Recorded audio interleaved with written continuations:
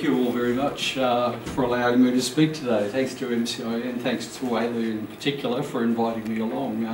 What I was hoping to do today was to give you a quick introduction to Able Australia, which is, and I wish I was the CEO, but I better claim that I'm the state operations manager, but that's, not quite there yet, but it's a great opportunity to explain to you what we do at Able Australia and then talk about, I guess, what the NDIS means as far as our organisation and maybe opportunities for yourselves, because we're already involved with the National Disability Insurance Scheme, and I'll go into a few more details later on about what that is for those lucky ones there that don't have to know about all that yet, but we're rapidly getting to the point where we have to know all about it. And so it's really how we prepare, how the future will look for us, and see if there's opportunities for yourselves in that as well. We commenced in 1967. It was following a rubella outbreak, so we became the Deaf-Blind Association because rubella meant many people were born that were deaf and blind, and at that stage families didn't really have any group that supported them. So there was a genesis of what then became Able Australia. So from that very, I guess, humble beginnings in deaf-blindness, we then grew and expanded into the disability field to the point where now we have approximately 500 staff around Australia, and we support over 3,000 people with disabilities. In the states that we're located, we commenced in Victoria, but we then expanded into Queensland, ACT, Tasmania, and we're expanding into South Australia and New South Wales as well within our deaf-blind field. So the programs that we provide, it's important also to say we're a not-for-profit organisation, so we've moved into areas in which people with disabilities needed support, and I guess it was an opportunity to provide funding and support. We're primarily funded in Victoria by the Department of Human Services, and we run a range of different business services. So in Victoria, for example, we run accommodation support programs. So we have houses located, some we own, some are owned by the department. They're located within the Melbourne metropolitan area, so there's 10 of those houses, and we support 5 people in each of those homes 24 hours a day, 7 days a week, and we provide the staffing to look after their needs.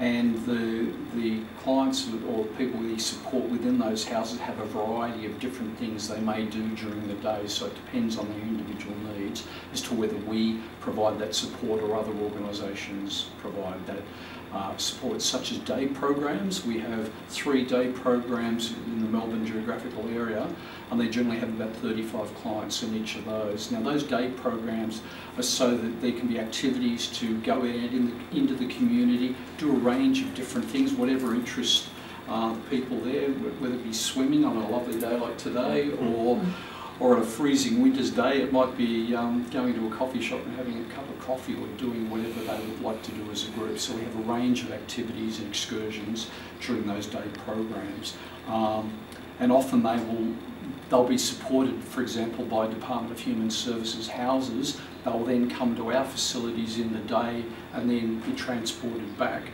So we have a large number of buses and equipment that enables them to be hoisted or lifted into those buses. Many are in wheelchairs, many are not.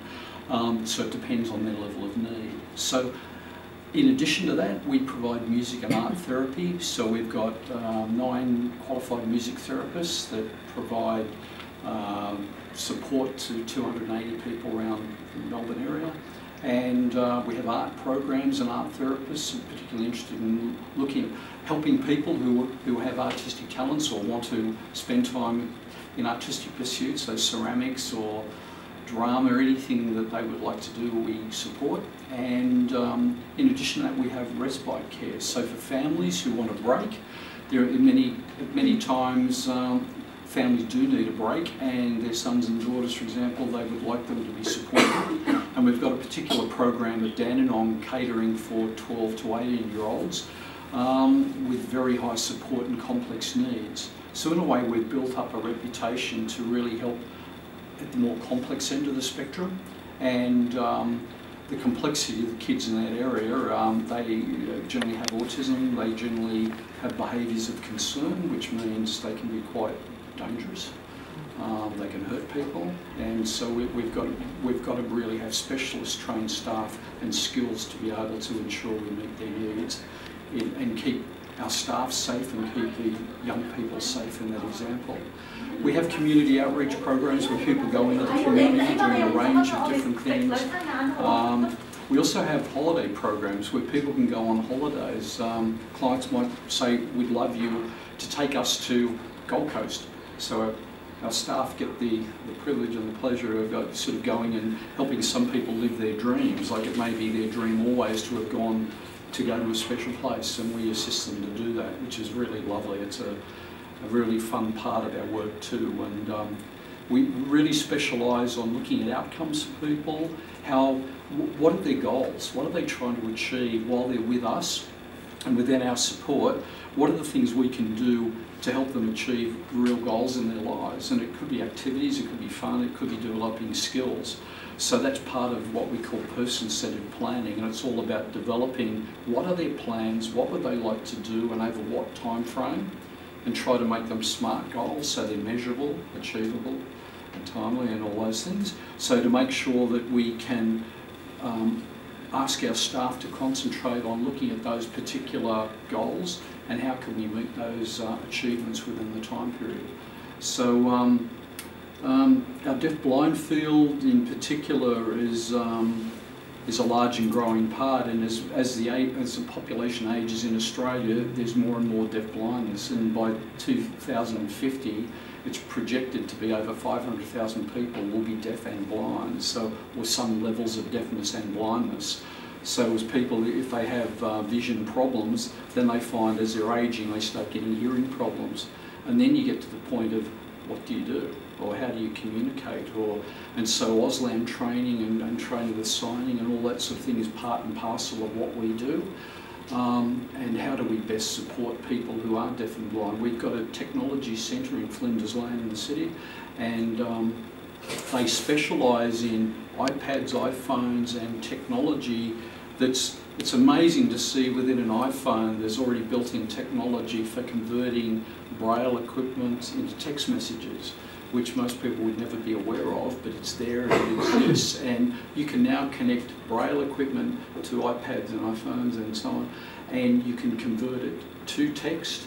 And people, for example, had relations in Italy and they don't speak Italian, but they're able to convert for the first time Braille into text, to go from English to Italian, and then converse with family overseas. And just absolutely amazing technology that's now available, and it's for the first time people can communicate, and it's a big deal. It's hard to imagine how anyone deaf and blind could even get out the door of a morning, let alone go into the city and send messages through to their families. But it's just a small example. So that probably quickly summarises. We do a lot of different things in different states depending on where there's need. In Queensland, for example, we support people more that I guess are disadvantaged. We have no interest loan programs, we have support, we have Meals on Wheels, we have a range of different things because of those particular needs. In Tasmania, we're one of the largest service providers there. So the world of disability is now changing dramatically because of it. Who's heard of the NDIS, or National Disability Insurance Scheme? Has everyone heard of that? Yeah. Okay. And because our Medicare levies have gone up from 1.5% to 2%, as a means of paying for that, what I thought I'd quickly do is give you some summary of some statistics. So I quickly thought, well, what's that got to do with Able Australia or with any of you? I guess the main interest for us, in fact, is, and possibly for yourselves, is that there's going to be a massive increase in funding from our wonderful Medicare levies, and that's going to mean a phenomenal increase in the sector as far as employment. So the projection in funding, anyone know what the current level of funding is? Okay, yeah, it's at 7 billion. Any idea what it's going to go up to? Any guesses? 14. More. 20?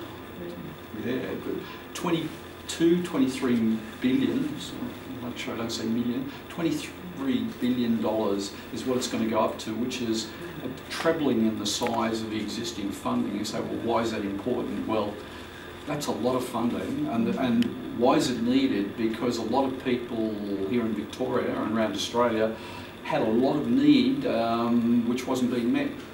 So in Victoria, they've got what they call a disability support register. So if you happen to have a disability, what you can do is plead, beg, ask DHS to put you on that if you know there's a register.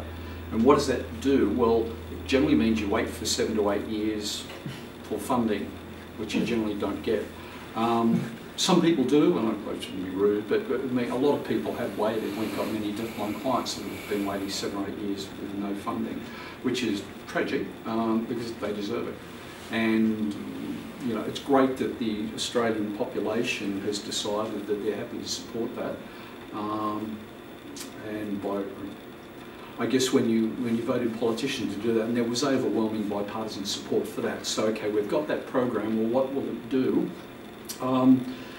They've had a group of launch sites, so without going into too many boring details, but it commenced on the 1st of July 2013, and they've got sites in the Hunter Valley in New South Wales, Barwon in the Geelong area here, in Victoria, Tasmania and South Australia. They originally predicted that the average size of the support would be around about 34,000. And it's worked out that the average that they're currently doing is about 35,000. So while that doesn't do much, it's spread over a lot of people, and they're projecting the numbers to be 410,000 people will eventually receive funding, which again is massive. And they say about 1 in 20 people, 20% of people in Australia have a disability. So is that 35,000 per individual? Yeah, on average. Now, the Productivity Commission worked out, when they did all their wonderful economic work a couple of years back, they believe that eventually the government, and I'm not quite sure how they worked out, but it would end up saving $20 billion per annum by 2035. And apparently it was going to, the benefits were exceeding the costs and was going to add 1% to our gross domestic product. So there you go. According to those guys know their stuff, but they said we'd actually save money as a country by doing this. Go figure. So a lot of people can choose to spend that money however they see fit. Now this is the interesting change in paradigm, I guess. Within our sector, in the disability sector, we were used to saying you can have, like Model T Ford idea, you can have any colour you like as long as it's black. In other words, people would come to us and say, can I have that? And we go, nah, sorry, you want that and we do this. In other words, we generally tended to, because we were block funded, we had all this funding coming in, and as a sector, we didn't really worry too much about what people wanted. We gave a range of services and that was it. And if you don't like it, sorry. This paradigm shift in the way our sector has to think now is interesting, because many of you are already in businesses where you've heard the word customer. And our sector needs to understand the word customer, because it's a relatively new term, because it's very important that people now, one of the main foundations of this National Disability Insurance Scheme is about choice and control. Now it doesn't sound like much, but it's very important for the people who finally are able to have a choice about what they're doing with funding and what control they're having, because previously they really didn't have that. So this is a fundamental change in our sector, and it means that if it's going to treble in size, we've got to get a lot of staff. And it means across the board. Now at the moment, I guess people who are unemployed, they can be given a few options. They can go into hospitality, become a barista, they maybe be given an opportunity of getting into the disability sector or aged care sector. They're the general sort of entry points for a lot of people. However, it's really important that we get people with empathy and who care, because many people come into the sector and probably shouldn't be in our sector. And unfortunately, I spend far too much of my time telling people, I'm sorry, you're going to have to leave this organisation because of what you've done. So it's hard to believe that people would ever join a sector and do the wrong thing, but my goodness, it's alive and well. So, so we really have to spend a lot of time training, and this wouldn't be a surprise to any of yourselves, but training, developing people, looking at what we can deliver, how do we support, how do we talk about policies, procedures, and what we regard as the principles of our organisation. So it's really very fundamental, but we've got to now do a lot of work to bring people into the sector that will stay and hopefully deliver quality services, and understand that the people we support are real customers. And of course, what will happen in this new world of NDIS will mean that if people don't like the service they're getting, what are they going to do? Somewhere else. Go somewhere else, yeah. And if we don't provide the services, what are they going to do? So it comes down to, even in our brochures, we used to say this is what we do. Now our first question to people who come to us is, well, they say, what do you do? And we say, well, what do you want? So it's, again, paradigm shift in the way we have to think and how we have to bring people into the sector and train them and develop them. And hopefully, in a few years' time, that'll just be the way we do business. So, which is just on that. That's quite a tough one too, because a lot of people don't know what they want. So it's also about working with them to see what they do and what they're good at. Exactly right. And when NDIS first started, there were massive delays in just developing case plans. So people not knowing, and at the time they said that service providers have a conflict of interest. So instead of supporting the person and being with them, they thought, well, no, that's, you're going to say, use our services, and that was probably a fair call, but people with disability, as you say, really, in many cases, didn't have an idea what they wanted and needed eventually to be supported by a service provider to say, well, for example, I met with a number of school principals in the Barwon region who said that their parents and families forgot to include transport. And you say, well, wouldn't even think of transport, but they said, well, we're used to school buses picking up our children, but we forgot to mention it. And so they'll go back and say, oh, by the way, can we have transport? Some opportunities we've looked at recently is can we better utilise our existing equipment? Like we've got, we run these day service programs that during school holidays stop. Don't know why they stop. They just stop because they tend to follow a school year. So we have these day programs. People generally would probably want support all the way through the year, but we stop when schools stop. So the question is, one, why do we do that? Two, can we use our equipment to provide holiday programs? Because many people with disabilities, many families are wanting some support during the holidays and there's nothing going. And in many cases, people don't have the staff with the training or the skills to support people with disabilities, and they don't have the equipment, they don't have the buses, they don't have hoists and all the gear we have. So could we better utilise our equipment and provide holiday programs? Yes. Do councils want that? Yes. Are they wanting inclusive programs? Yes, because at the moment they're offering youth programs and all these programs, but people with disabilities can't go to them because they don't have the staff for the training and they don't have the buses. So it's a bit like they desire to have inclusive programs and talk all about it in all their documentation, but they've got no way of delivering it. So it's an opportunity of doing those things, looking at what do people want, can we help them? We have 15 clients currently in Geelong, and we provide case coordination. So they're funded clients through NDIS, and they're saying, can you help us connect with occupational therapists or speech therapists, or can you help us get the support and services we need? Now the problem with NDIS is it's meant to be about choice and control, and they talk about all this stuff, but they haven't provided the plans to the people, they hadn't introduced themselves to Able Australia, so we went into that first meeting not knowing what we're going to walk into. The clients had not seen their plans, and they certainly didn't know a clue about who we are as Able Australia, so they introduced us, and I thought, oh my God, they're going to go berserk. They didn't. They were really happy. Because the interesting thing about this NDIS so far is there's a high satisfaction rate. So go figure. But I mean, many of the people spoke to us directly and said, we're just thrilled that we're getting support, and we're thrilled that somebody's there to help us, and thank you. So they were really appreciative. I thought this could have really blown up badly. So, which is contrary to all the ideas of choice and control they were espousing. Yes? It also sounds like insurance, it's a case of you don't know what you don't know. So when clients or families haven't had the opportunity to be exposed to a range of services, then how can they know? You're right. You're exactly right. And I mean, these trials, part of the process that needs to be built into, I guess in terms of adjustment, is a mechanism or a process whereby people get to know what is out there. And that's, I mean, that is sort of the case in many areas of the disability sector. People just don't know what is out there. It's a maze of services and information, and it takes a very long time, even as professionals, for us to get our head around it, let alone the individuals and the families. Exactly right. Why would you know about a small organisation?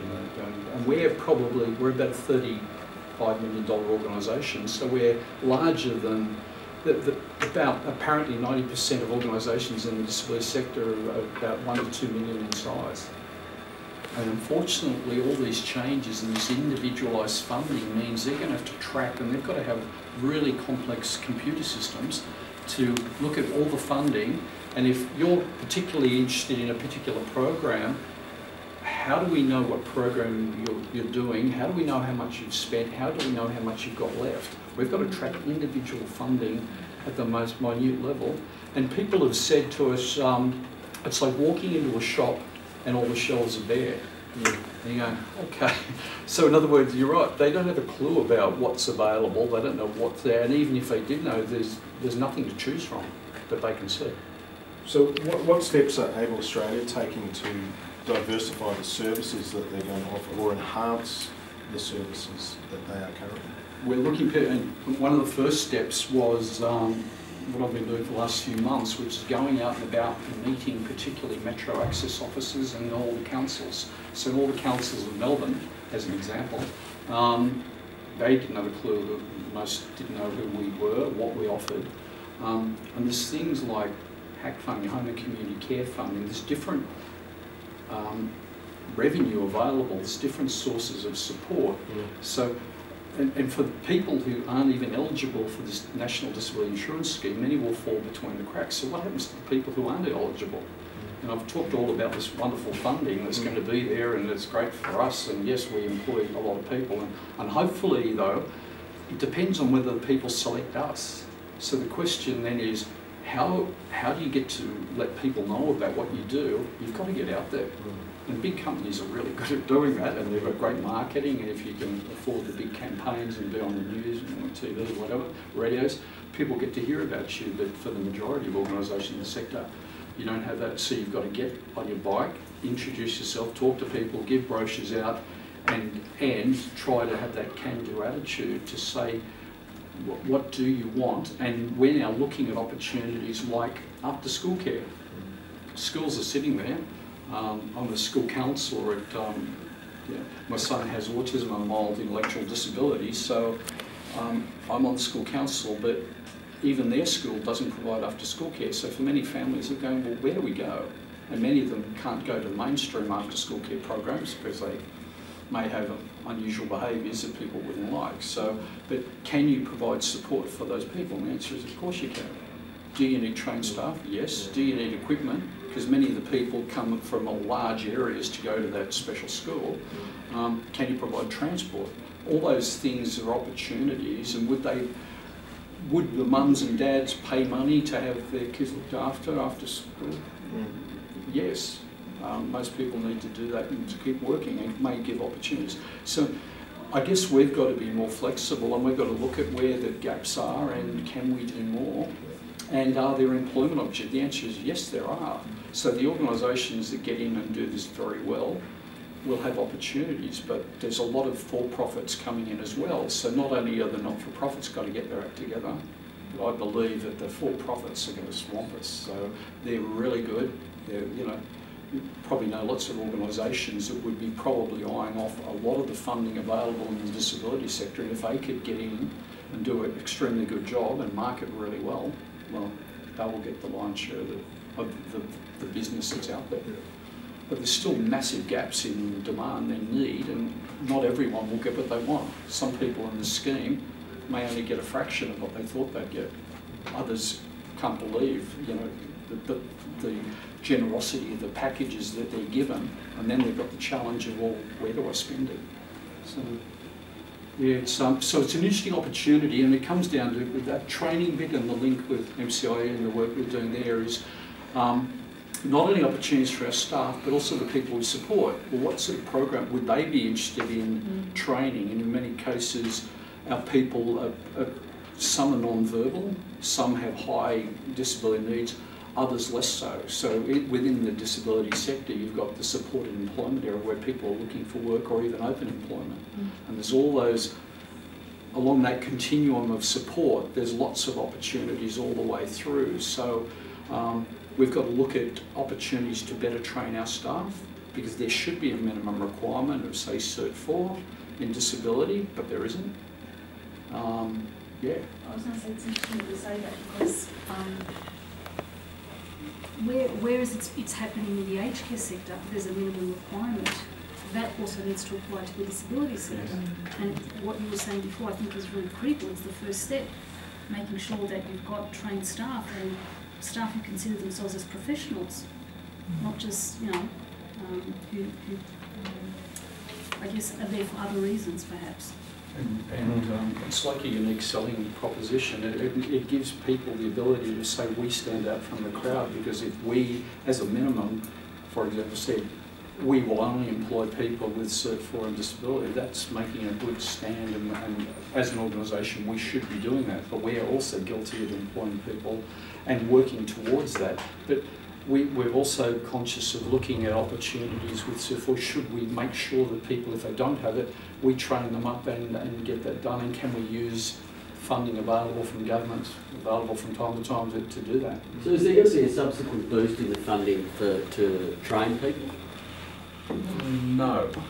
So in other words, that's not a specific part, but they would expect that if you do pick up extra funding, that you would convert some of that funding into support, you know, under OHS. So organisations that are getting money through the NDIS are expected to use some of that money to train their own staff? Yeah. Well, only because that's smart business, and in other words, you'd be expected to provide all the safe workplace and all the normal things in training and development, because if you don't, they go elsewhere. In other words, staff now are going to have a lot of choice. There's going to be huge demand. So the other interesting thing is now the power goes back to the staff, who now can pick and choose where they want to go. And if you don't provide training and development or the proper skill development for people, they'll just go, see you later. There's going to be lots of ads in the paper with all of these organisations desperately keen to grow and expand. So if we don't do it, somebody else will, and we'll lose staff. It's going to be really hard to get good staff. And then the pay rates are projected to go up by 58% over the next 8 years.